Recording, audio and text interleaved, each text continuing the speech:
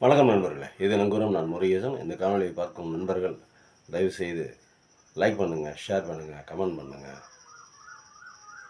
உங்களுடைய மேலான ஆதரவை கொடுத்து சப்ஸ்கிரைப் பண்ணுங்கள். நன்றி, வணக்கம். அன்றைய தினம் முந்தின நாள் 11ஆம் தேதி உலகம் முழுவதும் மதர்ஸ் டே பிரபலமாக கொண்டாடப்பட்டது. அன்னையர் தினம் நம்மளும் கும்பிட்டோம், நம்மளும் வணங்குகிறோம். அதில் மாற்று கருத்து இல்லை. இப்போது எல்லாத்துக்கும் ஒரு நாள் இருக்குது.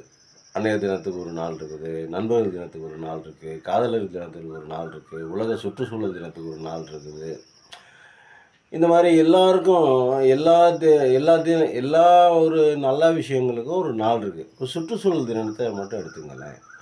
அந்த சுற்றுச்சூழல் தினத்தை வந்து அன்னைக்கு ஒரு நாளைக்காவது சுற்றுச்சூழலை பாதிக்காத செயல்களை நம்ம செய்கிறோமா அப்படின்னா இல்லை.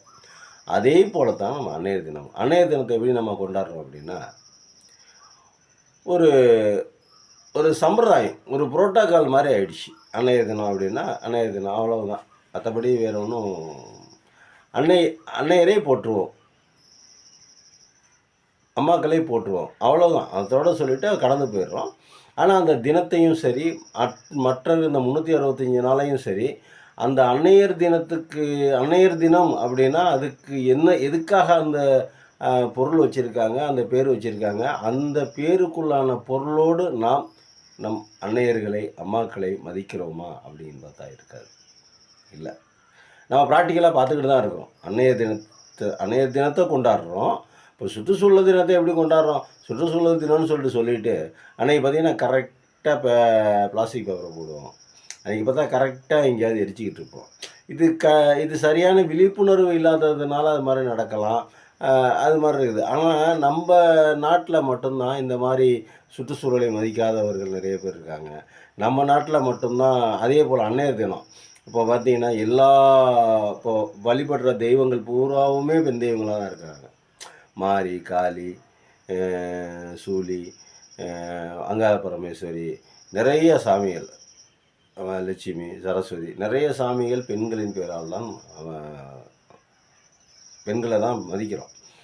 பெண்களை தான் சாமியாக கும்பிடுக்கிறோம். ஆனால் இப்போ அன்னையர்களை மதிக்கிறோமா அப்படின்னா இல்லை. இப்போ பார்த்தீங்கன்னா ஒரு உதாரணத்துக்கு ஒரு பொண்ணு நேற்றுக்கு பேசியிருந்தாங்க ஒரு காணொலியில். அன்னையர் தினம்னு சொல்கிறீங்க, தன்னுடைய மனைவியை ஒருத்தன் கடத்திக்கிட்டு போயிடுறான். கடத்திக்கிட்டு போயிட்டு கொஞ்ச நாள் வச்சுருக்கிறான். அந்த கடத்திட்டு போகிறதுக்கான காரணம் ஏதோ வாய்க்கா தகராறு, வரப்பு தகராறு ஏதோ ஒன்று இருக்கலாம். அதனால் அவன் கடத்திக்கிட்டு போயிட்டான். யார் ராவணன் தான் கடத்திட்டு போயிட்டான். ராமன் பொண்டாட்டியே ராவணன் கடத்திட்டு போயிட்டான். கடத்திட்டு போய் அவன் வச்சுருந்துருக்கிறான். அவன் வந்து மிகவும் பாதுகாப்பாக கண்ணியமான முறையில் அவன் வச்சுருந்துருக்கிறான். திருப்பி போய் ராமன் வந்து அந்த தன்னுடைய மனைவியை மீட்டு கொண்டு வருகிறான். மீட்டு கொண்டு வந்து என்ன பண்ணுறான், தன்னுடைய மனைவியை நம்பாமல் அவளை கற்பை சோதிப்பதற்கு சிதையில் தள்ளுகிறான், நெருப்பில் தள்ளுகிறான். நெருப்பில் தள்ளும் பொழுது அதிலிருந்து மீண்டு வந்தால் அவங்க வந்து அந்த அம்மா பத்தினி, இல்லை என்றால் இல்லை அப்படிங்கிற மாதிரி ஒரு இது இருக்குது. இப்படி தன்னுடைய மனைவியை, அது அப்புறம்னு வச்சுக்கோங்க, அதை அப்புறம் பேசிக்கலாம், அதுக்கு மேலே கதை வேணாம், அதை பற்றி ஒரு கடவுள், ஒரு மனிதன் தன்னுடைய மனைவியை சந்தேகப்பட்டு சிறையில் தள்ளுகிறான் என்றால் அவனை இந்த நாடு தெய்வமாக வணங்குகிறது என்றால் அந்த நாடு எப்படி இருக்கும், அந்த நாட்டில் உள்ள மக்கள் எப்படி இருப்பாங்க? ஏண்டா நீ சிதையில் தள்ளுற உன் மனைவியை, உன்னை கல்யாணம் பண்ணி உன் கூட வாழ்ந்த உன்னுடைய மனைவியை மேலே உனக்கு எப்படி சந்தேகம் வந்துச்சின்னு கேட்குறதுக்கு யோகிதை இல்லாத நாட்டில் பெண்களுடைய நிலை எப்படி இருக்கும் அப்படின்னு அந்த பொண்ணு ரொம்ப தெளிவாக பேசுங்க.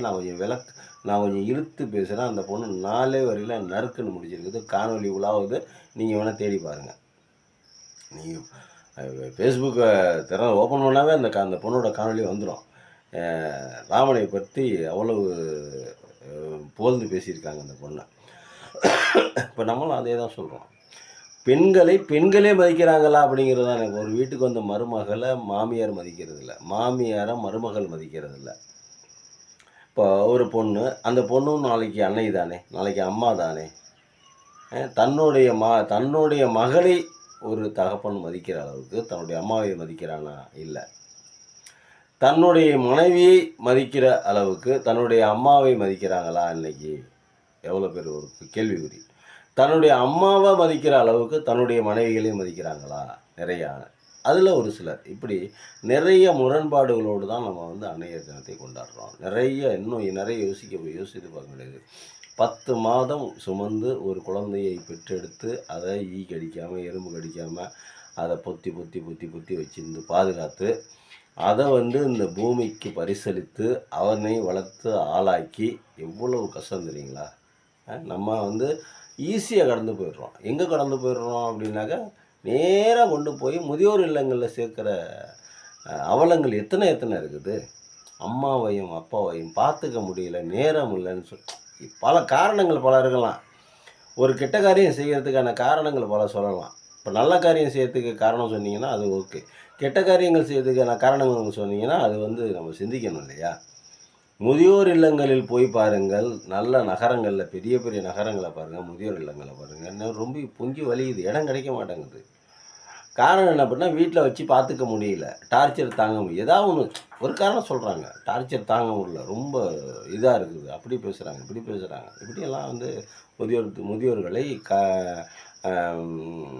அந்த முதியோர் இல்லங்களில் சேர்ப்பதற்கான காரணங்கள் கற்பிக்கப்படுகிறது. அது வேறு விஷயம்.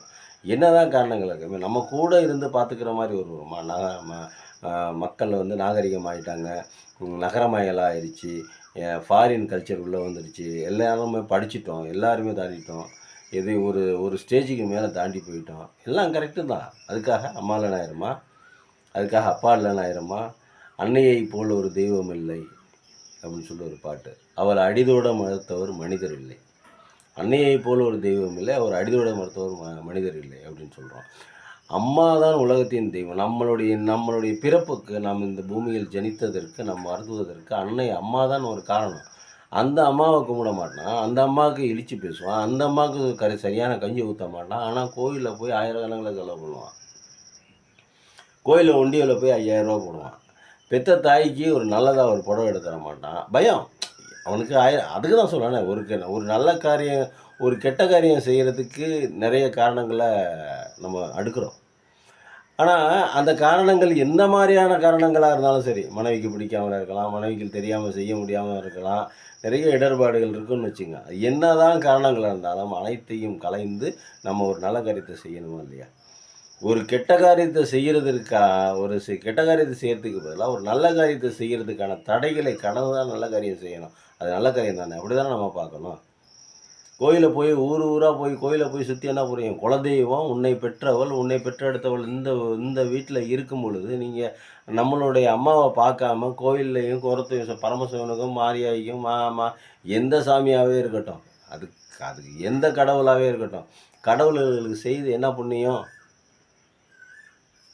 ஒரு ஒரு ஒரு நிறைய உதாரணங்கள் சொல்லலாங்க. அன்னையை போல் ஒரு தெய்வம் இல்லை, பாட்டுலாம் பாடுறோம், நம்ம எல்லாமே சாமியின் பேரில் தான் கும்பிட்றோம், பெண்களை சாமியாக தான் பார்க்குறோம். ஆனால் கண் முன்னாடி இருக்கிற பெண்ணுக்கு நம்ம ஒன்றும் செய்கிறதில்ல. ஆனால் கோயிலில் சிலைகளாக உட்கார்ந்துருக்கிற பெண்ணுக்கு கொண்டு போய் 1000 கணக்கில், லட்சக்கணக்கில், கோடி கணக்கில் போய் செலவு பண்ணுறோம். பண்டலாக உண்டியல் கட்டி கொட்டுறோம். அதில் நிறைய விஷயங்கள் இருக்குன்னு. அதை போய் பார்த்தா, கோயிலில் கொண்டு பணம் விடுறத பார்த்தா அதுக்கு நிறைய பேசலாம். ஒரு அம்மா சொன்னாங்க, அது வேறு விஷயம் வச்சுங்களேன், அதை நம்ம இப்போ பேச வேணாம். இது வந்து நம்ம அன்னைகளை அம்மாக்களை மட்டுமே வரலாம். முதலில் முதியோர் இல்லங்களை என்றைக்கு நாம் மூடுகிறோமோ, மனிதர்களை தன்னுடைய தாயினுடைய அருமை புரிந்து என்னைக்கு நம்ம தாயை மதிக்கிறோமோ, இதெல்லாம் பண்ணினா மட்டும்தான் நம்ம லைஃப் நல்லா இருக்கும் அப்படிங்கிற மாதிரி ஏன்னா இப்போ நம்மளை பெற்றவங்களுடைய மனசு வந்து குளிரணும் அப்படின்னு சொல்லுவாங்க. என்னுடைய வயிறு குளிர்ந்தா வாழ்க்கை நல்லாயிருக்கும் அப்படிங்கிற மாதிரி சொல்லுவாங்கள்ல, அந்த மாதிரி நம்மளை பெற்றவர்கள் வந்து நம்ம புள்ள நம்மளை வந்து ஒரு கண்ணாக பார்த்துக்கிறான், நம்மளை எந்த விதமான குறைகளும் இல்லாமல் நம்மளை பார்த்துக்கிறான் அப்படிங்கிற அந்த மனப்பான்மை நம்மளுடைய அன்னைக்கு, நம்மளுடைய அம்மாவுக்கு வந்தாவே ஆட்டோமேட்டிக்காக நம்மளுடைய வாழ்க்கை நல்லாயிருக்கும், சிறப்பாக இருக்கும். அன்னை தான் நமக்கு சாமி, நம்ம அம்மா தான் நமக்கு குலதெய்வம் அப்படிங்கிற நிலைமையில் எத்தனை பேர் பார்க்கிறார்கள் அப்படிங்கிறது நம்ம யோசிக்கணும்.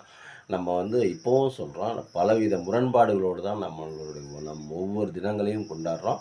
அதில் ஒன்று அன்னையர் தினம் ரொம்ப முக்கியமானது. ஒரு மனிதனுக்கு இந்த உலகில் ஜனித்திருக்கிற அத்தனை மனிதனும் வணங்க வேண்டிய ஒரு தெய்வம் அம்மா. அன்னையின் தெய்வம், முன்னறி தெய்வம் அப்படின்னு சொல்லுவாங்க. அன்னையை போல் ஒரு தெய்வம் இல்லை, அவள் அடிதோட மறுத்தவர் மனிதர் இல்லை, அவருடைய பாதங்களை தொட்டு வணங்காதவன் மனிதன் இல்லைன்னு சொல்லிட்டு அந்த காலத்திலே பாட்டு எழுதி வச்சுருக்காங்க. முரண்பாடுகள் நிறைய இருந்தாலும், தடைகள் நிறைய இருந்தாலும், காரணங்கள் நல்ல காரியம் செய்வதற்கான காரணங்கள் நிறைய இருந்தாலும், அனைத்தையும் கடந்து அவர்களுக்கு நல்லதை செய்வோம், அவர்களை போற்றுவோம், அவர்களை வணங்குவோம். அவர்கள் நல்லா இருந்தால் நம்ம நல்லா இருப்போங்கிறதுல மாற்று கருத்து இல்லை. இது உலகம் ஒத்துக்கொண்ட விஷயங்களையே நம்ம நம்ம செய்யறதுக்கு நம்ம மறுக்கிறோம். நன்றி, வணக்கம்.